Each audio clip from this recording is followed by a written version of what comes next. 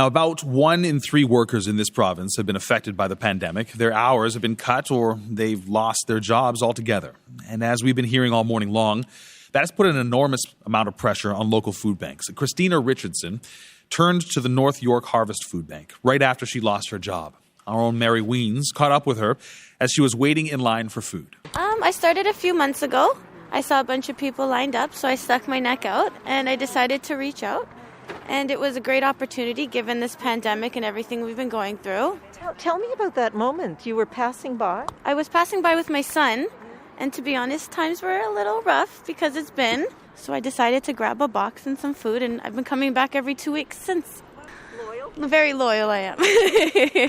Tell me about that, about your son. How old is he? And you said times were a bit tough. Tell me, what was going on? My son's 7 years old. I'm a single mom. So especially during the coronavirus and the pandemic, I fortunately lost my job. I was working at Superstore. So unfortunately, they let me go. Right at home in that building right over there. I called them to ask them when I was going back on the schedule because my son had been starting school. And they unfortunately let me go in July without me knowing. Yeah, so. But it's okay because I actually ended up getting a better job. So I work for TDSB now. So doing what? I'm doing lunch supervising, helping the little kiddos around, and trying to give a little bit back.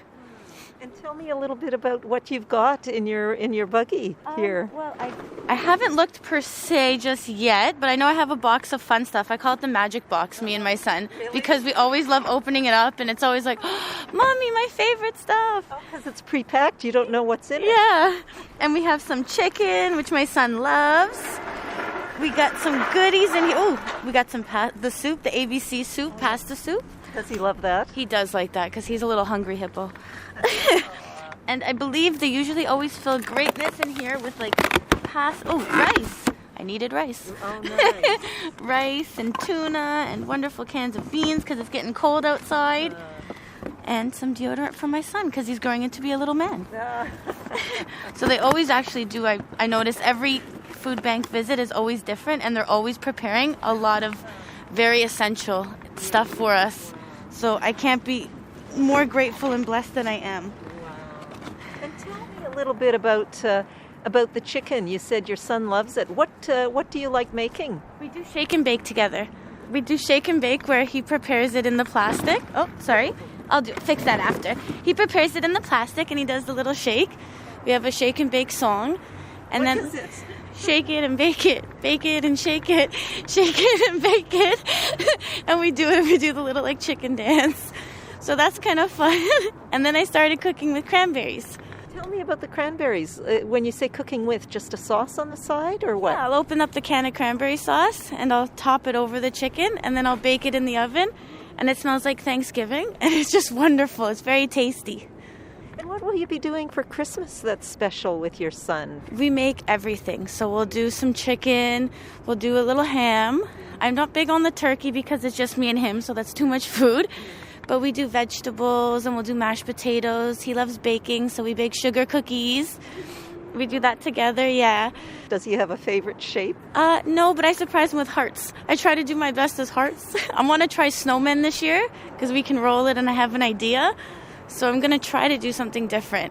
Are you able to get some stuff from the food bank for your Christmas dinner? I've been stocking up. This is why the magic box, every time I get it, I rush home just to see what I get. I put it off to the side where I have a little box called Christmas dinner. And to be honest, if I have a little bit of extra, I actually bring it to, we have a donation box in the bottom of our building. So I try to add to it every 2 weeks just to give back a little bit.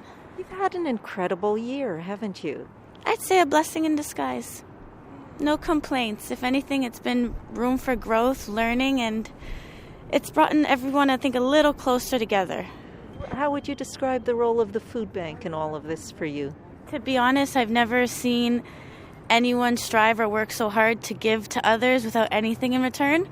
So I have to thank the Harvest Food Bank for going above and beyond and having their workers out in the cold when they are and always committed and always being here for us because we always have to eat. They don't always have to provide. So I think it's really kind of them to do it, and they have a big heart. That is Christina Richardson speaking with Metro Morning's Mary Weens as she lined up at the North York Harvest Food Bank.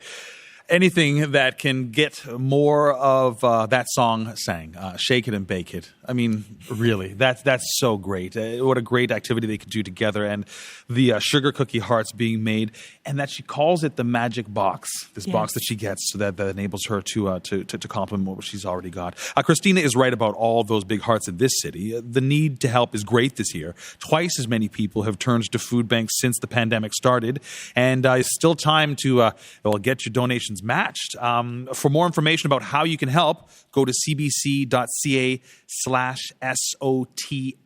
and donations are being matched just for another 12 minutes. The need does continue. You are listening to Sounds of the City, Sounds of the Season.